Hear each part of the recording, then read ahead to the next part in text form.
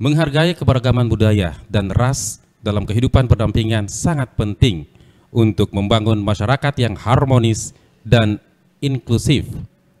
Dengan memahami dan menghargai perbedaan, kita dapat memperkaya pengalaman hidup kita dan menciptakan lingkungan yang lebih toleran dan damai. Lantas, seperti apa pentingnya keberagaman budaya dan ras dalam kehidupan sehari-hari? Sobat RRI, dalam podcast kali ini, kita akan membahas tentang menghargai keragaman budaya dan ras dalam kehidupan berdampingan. Telah hadir bersama saya, Muhammad Harun Zain, SAG, Ketua MUI Kabupaten Nunukan. Siap. Bagaimana kabar ini Pak Ustadz? Baik, alhamdulillah. Udah lama sekali tidak ketemu. Rindu berat ini Pak Ustadz. Kegiatan saat ini apa? Ya biasa saja. Ya di masyarakat. Iya. Ya. Kalau mengajar sih sudah tidak. Oke. Sudah pensiun, sudah tua. Udah. Belum tua. Belum tua. Ilmunya masih sangat muda ini Pak Ustadz. Mudah-mudahan ilmunya bermanfaat. Sangat. Itu yang kita harapkan kan. Oke. Pak Ustadz, sebelum saya ke narasumber yang satu, ini sudah melirik-lirik dari tadi. Saya tahan dulu. Bagaimana Pak Ustadz lihat Nunukan, keberagaman di Nunukan ini seperti apa? Kalau di Nunukan, saya termasuk sudah 26 tahun saya di Nunukan.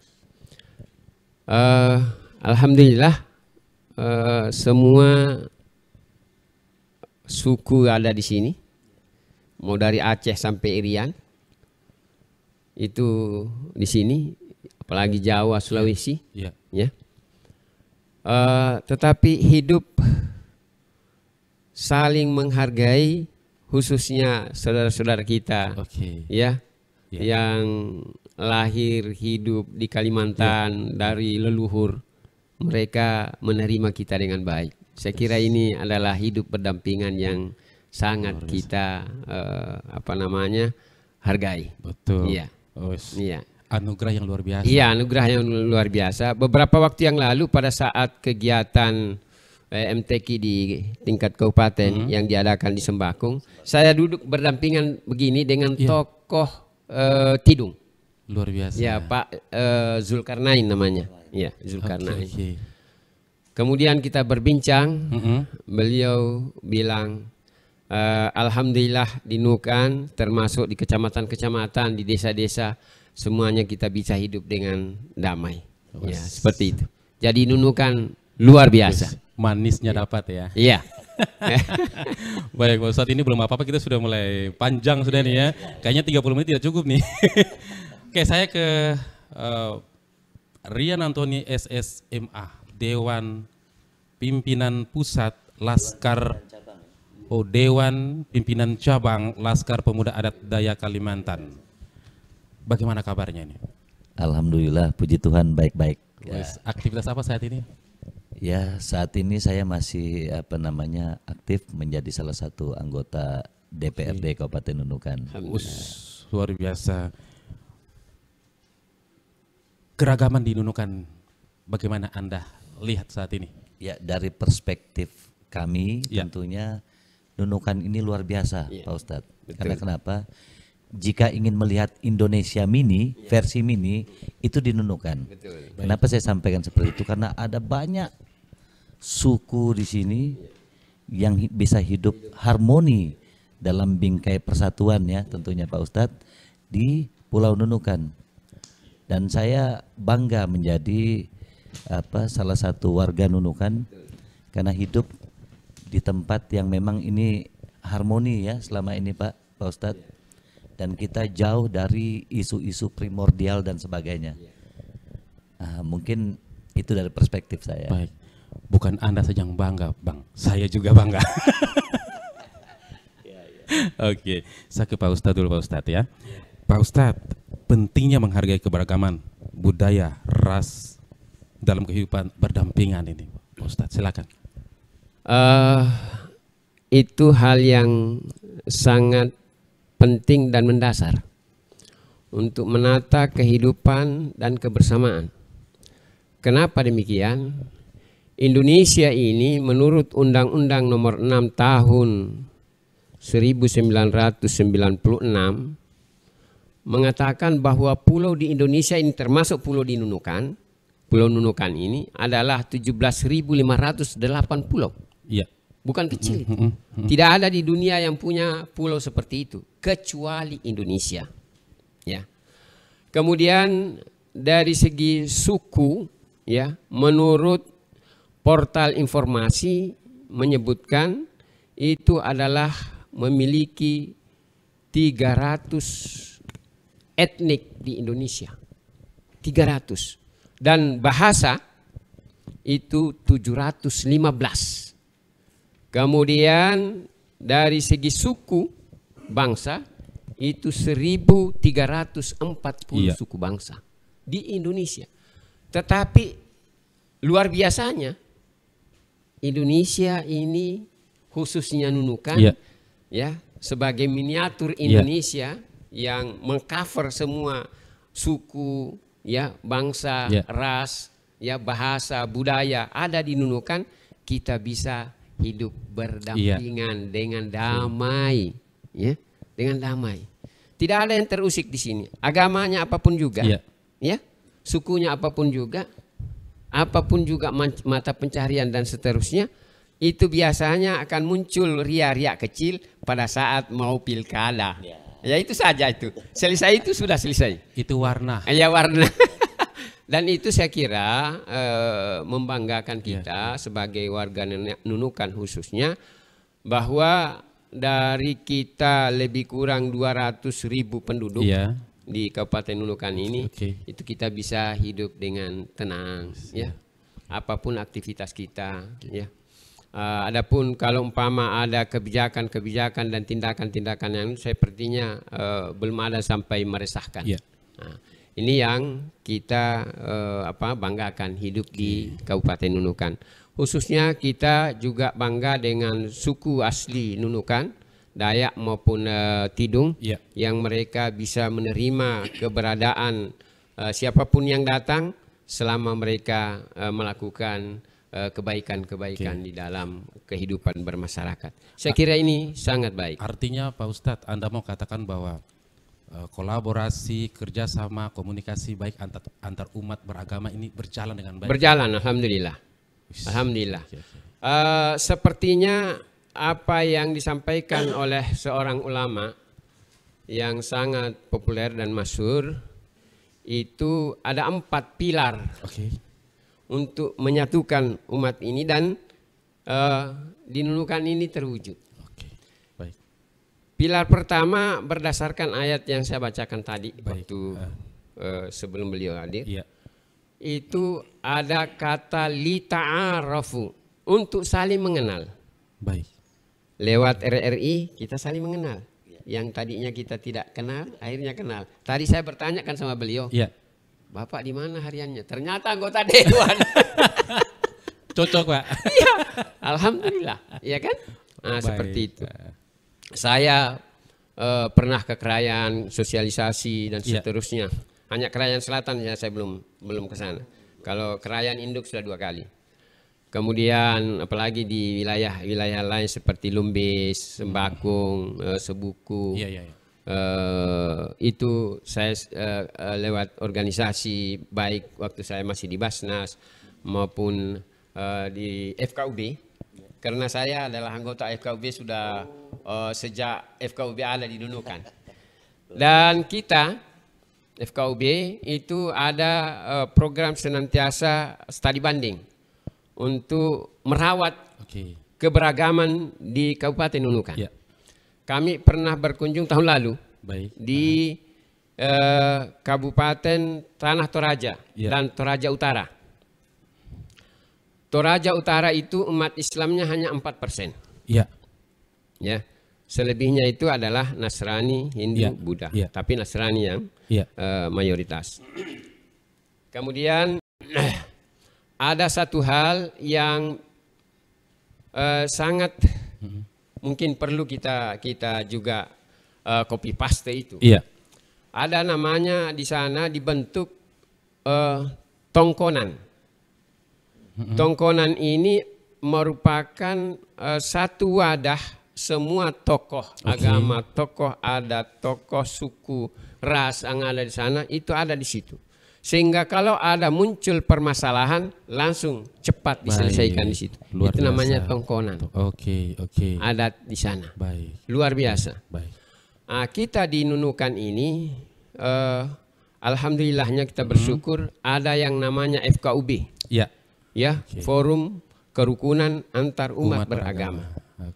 Dan antar umat beragama di sini bukan hanya agamanya, semua suku ada di dalam. Tercover dia. Dan kita itu setiap tahun turun ke kecamatan, ke desa-desa, sampai ke perguruan tinggi kita sosialisasi bagaimana pentingnya kita hidup rukun. Bagaimana pentingnya kita hidup berdampingan untuk saling menguatkan satu dengan yang lain atas dasar toleransi. Luar biasa. Luar biasa. Aduh, adem jadinya ini.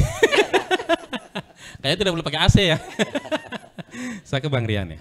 Marian, bagaimana Laskar Pemuda Adat Dayak melihat pentingnya melestarikan budaya lokal sambil tetap menjunjung tinggi persatuan dalam keragaman. Silakan.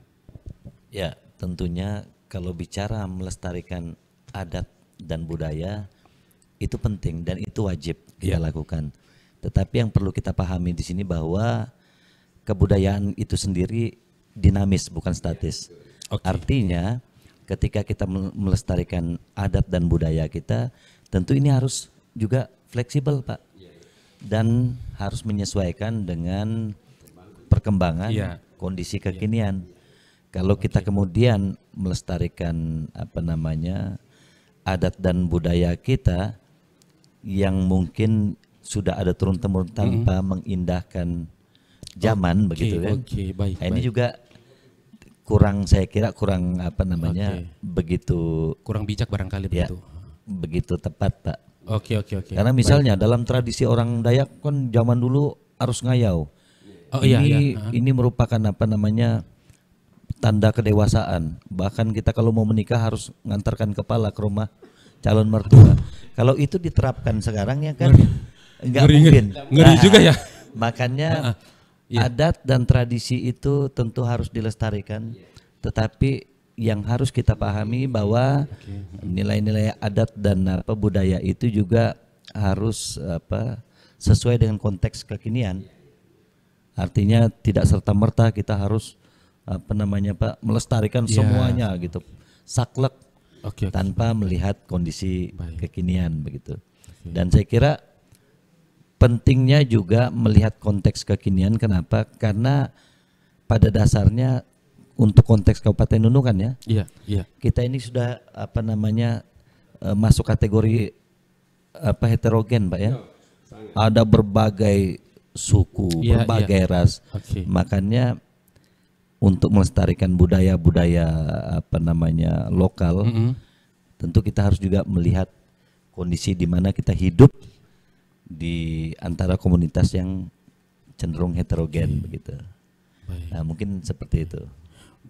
Berarti Anda dan teman-teman terus memantau, terus melihat, begitu juga perkembangan zaman itu, Bang Rian.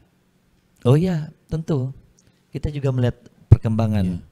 Kita tidak serta-merta kemudian, maaf ini Pak Ustadz ya, kita orang lokal lalu kemudian kita seenak-enaknya tanpa kemudian menghargai keberagaman yang ada. Gitu. Luar biasa.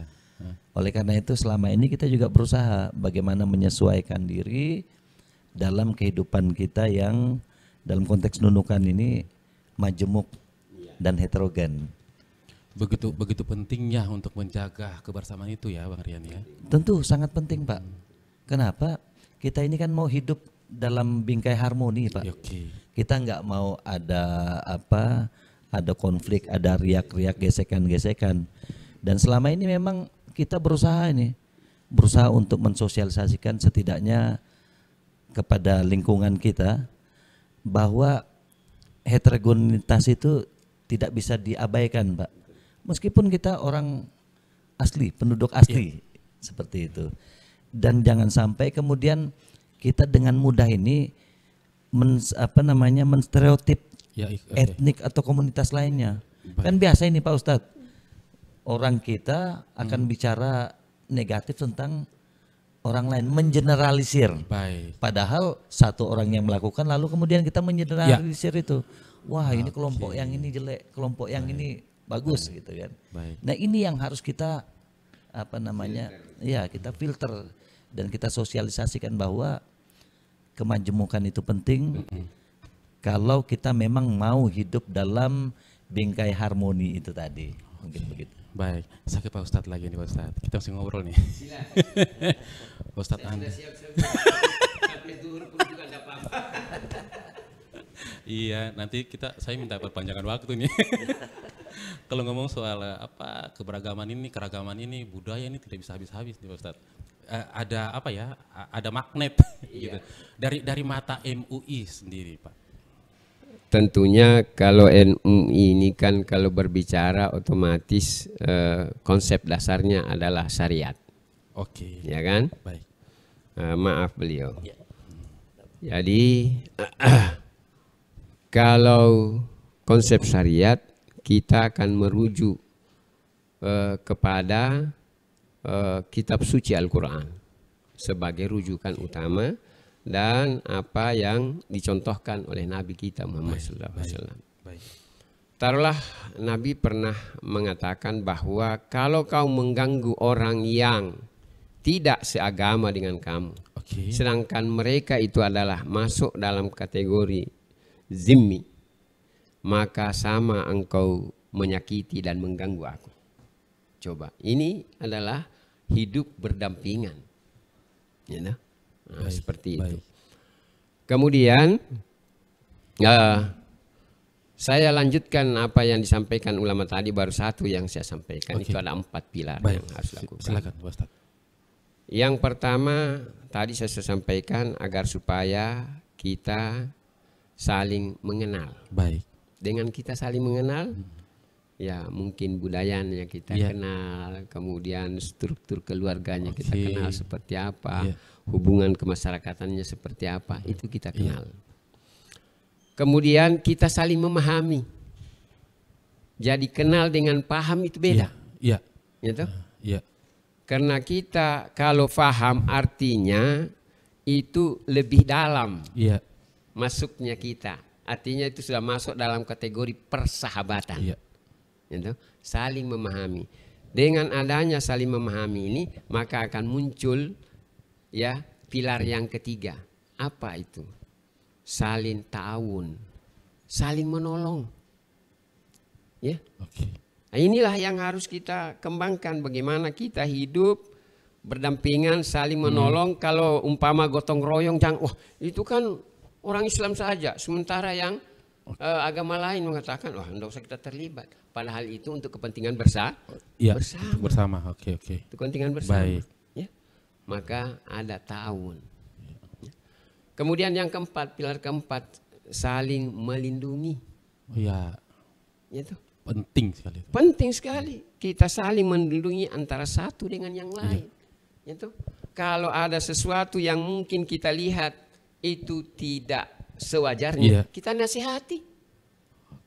Ya, kita nasihati karena kita sudah kenal. Betul. Kita sudah paham. Betul. Kita nasihati. Baik. Agar supaya apa? Agar supaya kehidupan kita bisa betul-betul rukun, damai, toleransi, dan hidup berdampingan dengan nyaman. Artinya cinta sesama. Iya, cinta sesama. Manusia itu memang harus saling mencintai. Dan saling membutuhkan. Iya. Coba kalau umpama istri saya tidak cinta sama saya, mana dia pernah mau dengan saya? Ya kan? Nah, itu. Istri saya orang Jawa kan, bukan orang Sulawesi Pak. Oh, beda ya. Jawa istri saya. Beda pulau lagi. Oh iya. Kan begitu. Iya. Ya? Luar biasa. Nah, ini prinsip-prinsip hidup yang seperti ini yang harus kita pahami dan kita sosialisasikan. Beliau ini kalau ketika dia turun ke lapangan kemudian menyampaikan hal-hal yang seperti ini, saya kira sangat baik dan beliau akan didengar. Kenapa? Karena wakil. Ya, wakil rakyat. Wakil. jadi di kantong itu, di kantong Safari ada suara-suara rakyat. Ya, Aduh, adem sekali Pak Ustadz nih. Jadi seperti itu pendekatan-pendekatan dari tinjauan Majelis Ulama tentang kebersamaan ini. Itu agama ini bukan untuk memecah belah kok, bukan, untuk menyatukan. Itu untuk merawat kebersamaan. Itu berbeda itu sudah sunatullah, hal yang biasa, ya kan? Iya. Berbeda keyakinan diberikan kebebasan oleh Tuhan, ya. Kan begitu. La ikraha fiddin. Tidak ada paksaan di dalam agama. Kau mau Islam silakan, mau Kristen silakan, mau kau Katolik silakan, mau Buddha silakan, mau Hindu silakan, mau Konghucu silakan. Tidak ada masalah. Tinggal di sana tanggung jawab kita masing-masing. Luar biasa. Ya. Itu. Artinya bahwa boleh beda pilihan, tetapi kita tetap saudara. Iya, boleh. Yang penting pilihan kita juga istirinya orang. Itu yang salah. Ya salah itu. Itu akan dan cari masalah itu. Iya, itu terjadi goncangan besar itu. Okay. Baik, saya ke. Nah, kalau tidak demikian kan tidak mau ketawa. Gitu. Biar awet ya. Iya. Oke, saya ke Bang Rian. Bang Rian di Nunukan kita tahu ya, ademnya minta ampun. Ketika ada percikan sedikit, tokoh semua turun. Iya. Nah, itu kayak yang selama ini berjalan dari komunitas Anda. Silakan Bang Rian. Ya, tentunya yang untuk kerjasama ini. Ya, yang disampaikan tadi itu benar adanya. Memang penting tokoh-tokoh ini seperti kata Pak Ustadz itu harus bersinergi, berdampingan, kemudian untuk merawat kebersamaan kita.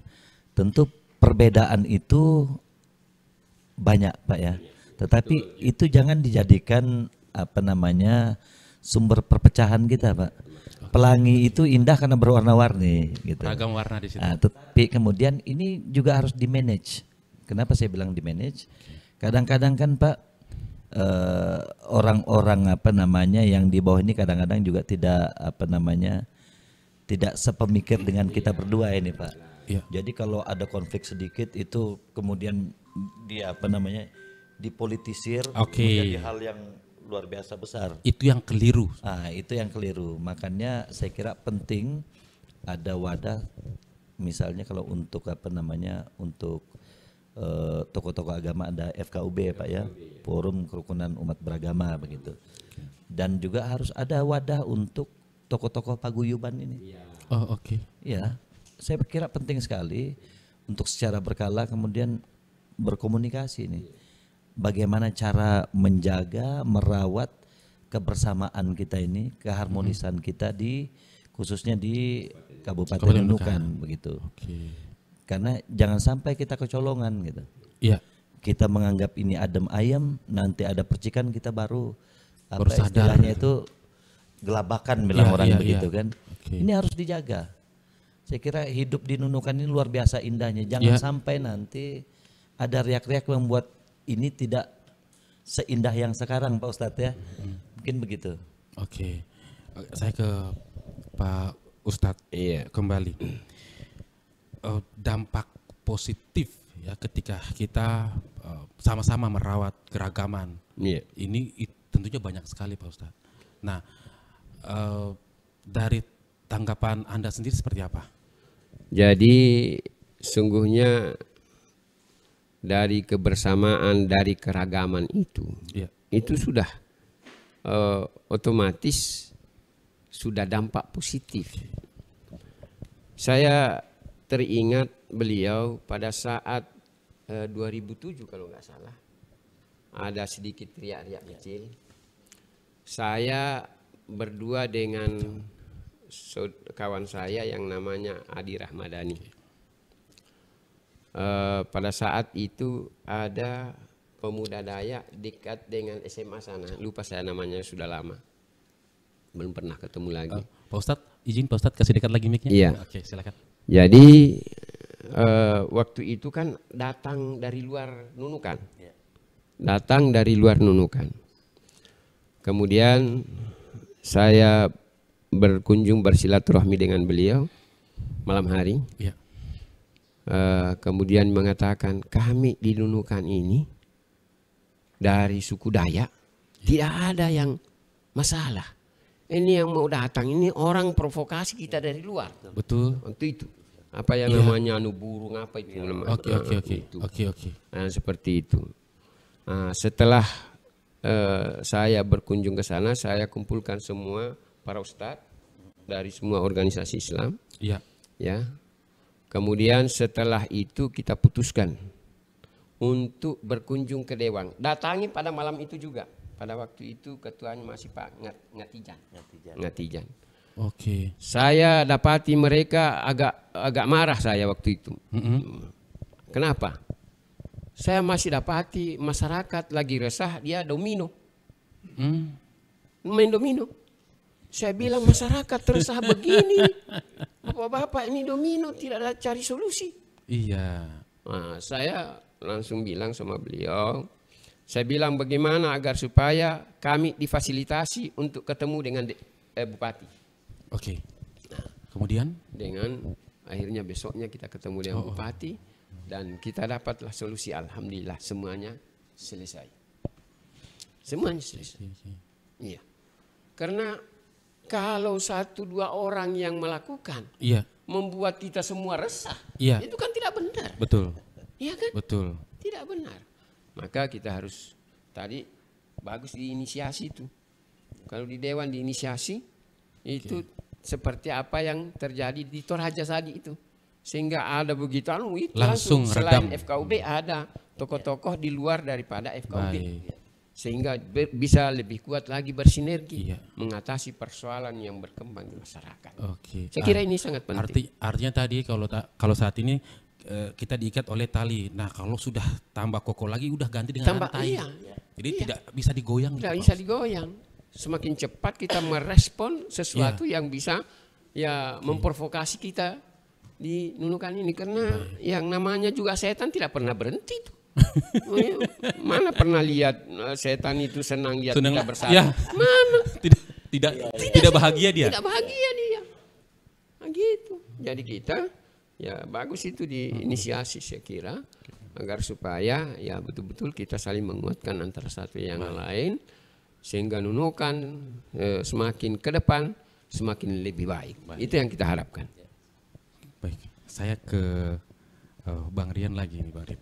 Sekarang itu kan pengaruh bukan satu Bang Rian ya, dari medsos juga kita lihat begitu luar biasa.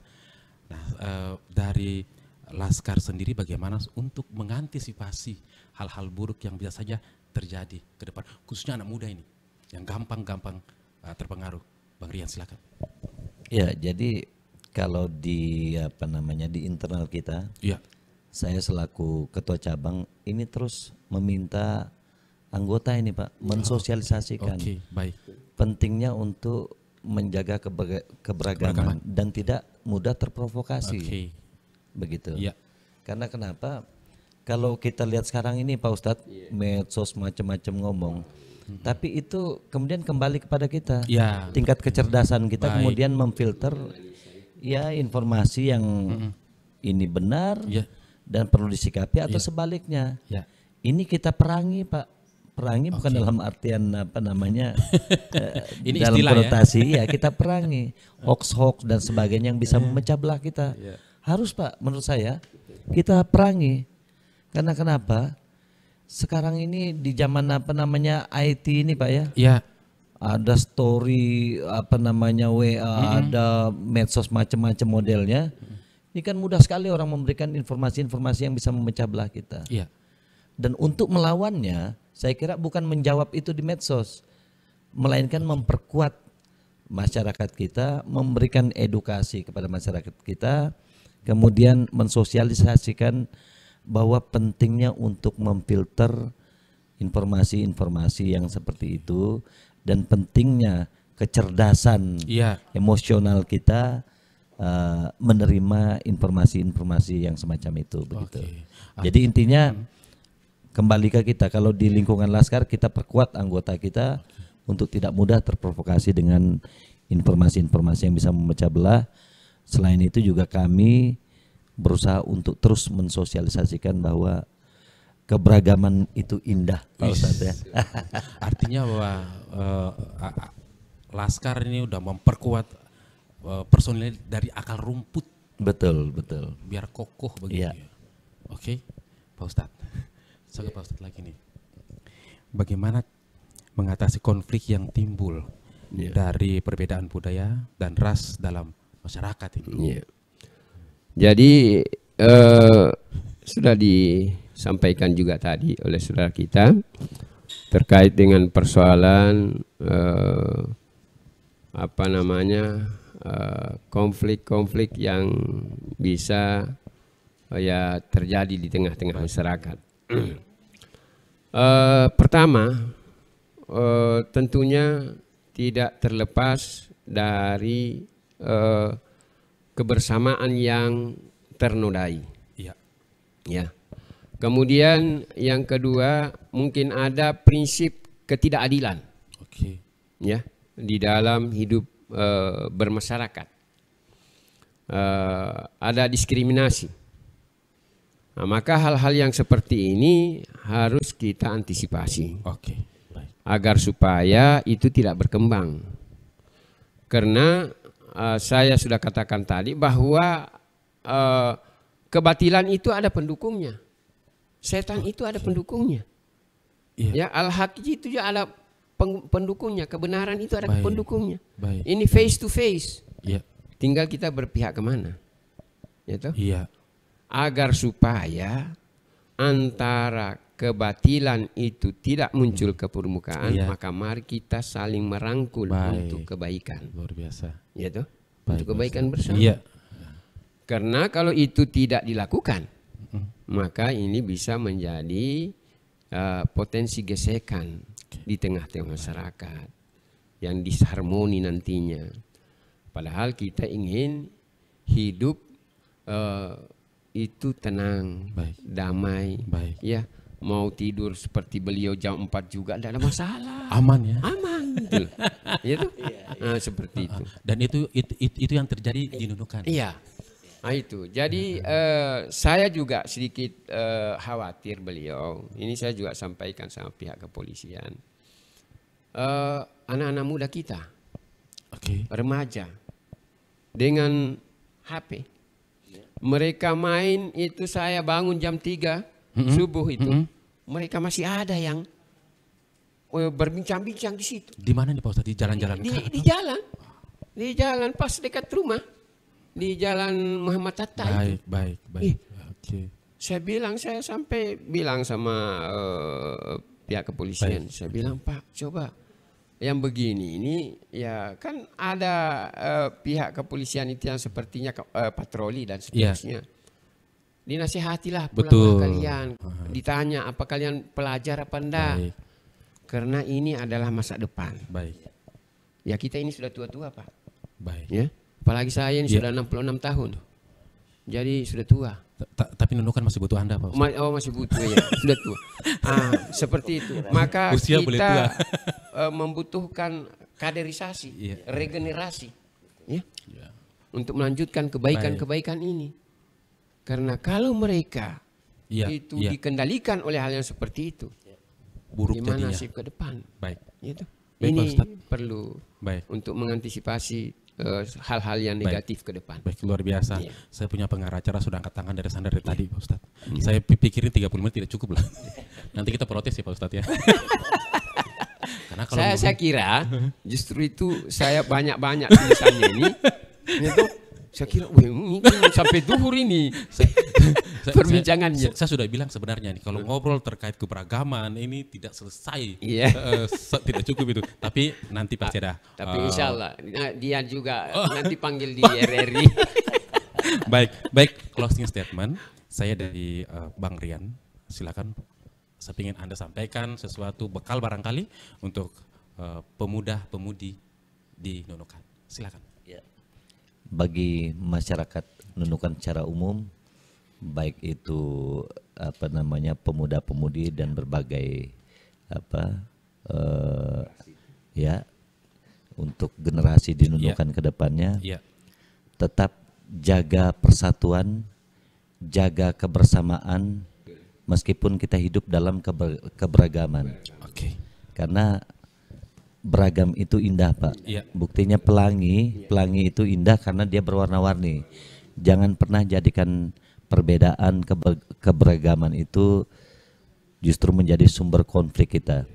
Tapi cobalah untuk lebih bisa mengenal, kalau kata Pak Ustadz itu, mengenal komunitas, mengenal kelompok-kelompok yang di luar kelompok Anda, di luar komunitas Anda, supaya Anda bisa tahu bahwa stereotip yang selama ini mungkin ada di lingkungan kita itu tidak benar.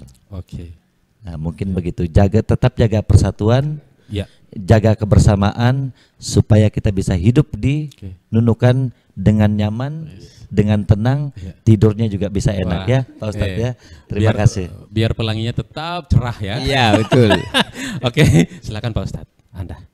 Jadi saya kira apa yang beliau sampaikan itu benar adanya. Mari kita senantiasa berpikir positif dalam kehidupan kita, menjaga kebersamaan. Kemudian kita juga harus saling mengingatkan. Baik. Karena bagaimanapun juga di antara kita ada saja bisikan-bisikan dari tempat lain yang mungkin itu akan mempengaruhi pikiran kita. Baik. Maka kita harus saling mengingatkan, menasehatkan, ya, tentang kebaikan. Karena bagaimanapun juga hidup ini memang itu face to face antara kebaikan dan orang yang berbuat kemungkaran yang tidak baik. Tetapi selama kebaikan itu menjadi mayoritas maksud saya, maka akan bisa menutupi yang keburukan yang minoritas. Baik, luar biasa. Saya yakin itu. Baik, Muhammad Harun Zain, SAG, Ketua MUI Kabupaten Nunukan. Pak Ustadz, terima kasih sudah hadir. Kami doakan Anda tetap sehat supaya ide, gagasan Anda bisa tertular kepada masyarakat Kabupaten Nunukan, khususnya kaum muda. Lalu kemudian Rian Antoni SSMA, Dewan Pimpinan Cabang Laskar Pemuda Adat Dayak Kalimantan. Terima kasih Bang sudah hadir. Doa kami selalu menyertai Anda dan semoga sukses ke depan. Sobat RRI, demikian podcast kali ini. Semoga bermanfaat untuk Anda. Sampai jumpa.